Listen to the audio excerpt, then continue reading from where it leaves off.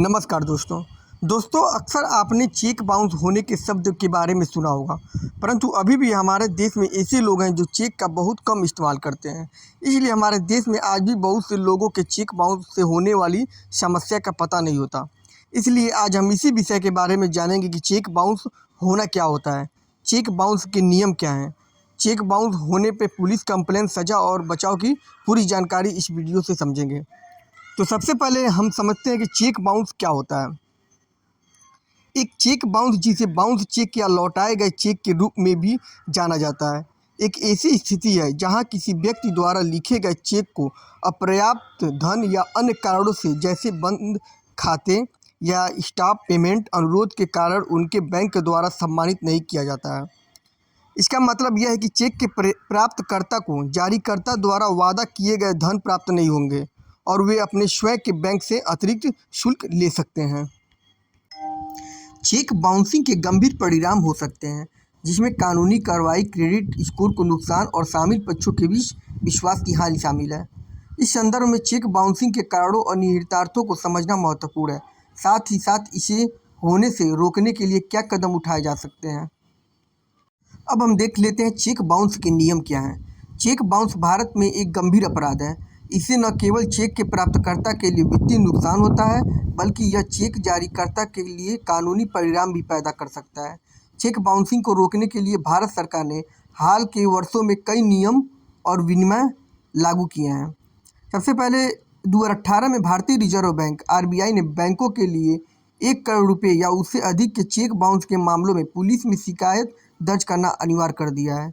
इस कदम का उद्देश्य उच्च मूल्य वाले चेक बाउंस के बढ़ते मामलों को रोकना था। अगला नियम है कि चेक बाउंस मामलों में तेजी से प्रोसेसिंग। चेक बाउंस मामलों की प्रक्रिया में तेजी लाने के लिए RBI ने बैंकों को निर्देश दिया है कि वे अनादरित चेक के लिए इलेक्ट्रॉनिक क्लियरिंग सर्विस का इस्तेमाल करें। ECS एक ऑनलाइन प्रणाली है जो लेन देन के तेजी से प्रसंस्करण को सक्षम बनाती है और चेक को साफ करने में लगने वाले समय को कम करती है। अगला नियम है real time check verification. Check से जुड़ी धोखाधड़ी वाली गतिविधियों को रोकने के लिए RBI ने real time check verification system launch किया है। यह प्रणाली बैंकों को चेक को साफ करने से पहले चेक की प्रामाणिकता और जारीकर्ता के खाते में उपलब्ध शेष राशि को सत्यापित करने में सक्षम बनाती हैं।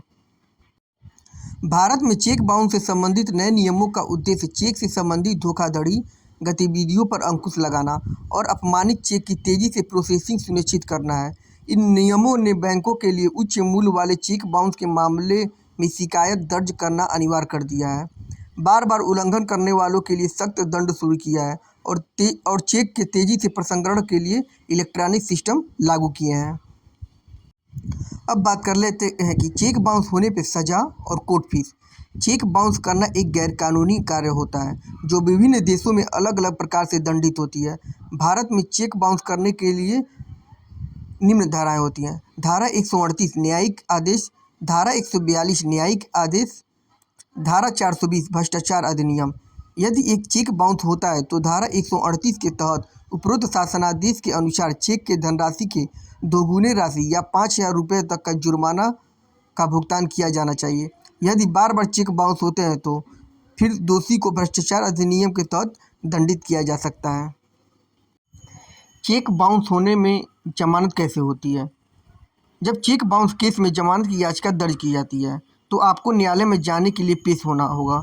जब आप अदालत में पेश होंगे तो आपको आपके वकील द्वारा अपने मामले को प्रस्तुत करना होगा और फिर वकील द्वारा आपकी जमानत याचिका पेश की जाएगी। आपकी जमानत की राशि आपके बैंक खाते से निकाली जाएगी या आपको किसी अन्य तरीके से जमा करवानी होगी। चेक बाउंस केस से बचने के उपाय। जब आप चेक स्वीकार करते हैं तो सुनिश्चित करें कि खाते में पर्याप्त धनराशि होती है ताकि चेक जमा करने पर आपका खाता अवैध ना हो। जब आप चेक जमा करते हैं तो चेक पर दिए गए सभी विवरणों की जांच करें, जैसे कि तारीख, संचार का पता और आकार। इसे बचा जा सकता है कि चेक बाउंस हो जाए। अपने खाते में उपलब्ध धनराशि की सीमा का ध्यान रखें और अपने खाते में पर्याप्त धनराशि होने पर ही चेक जमा करें। ऐसे ही लीगल जानकारी के लिए हमारा चैनल जरूर सब्सक्राइब करें। धन्यवाद।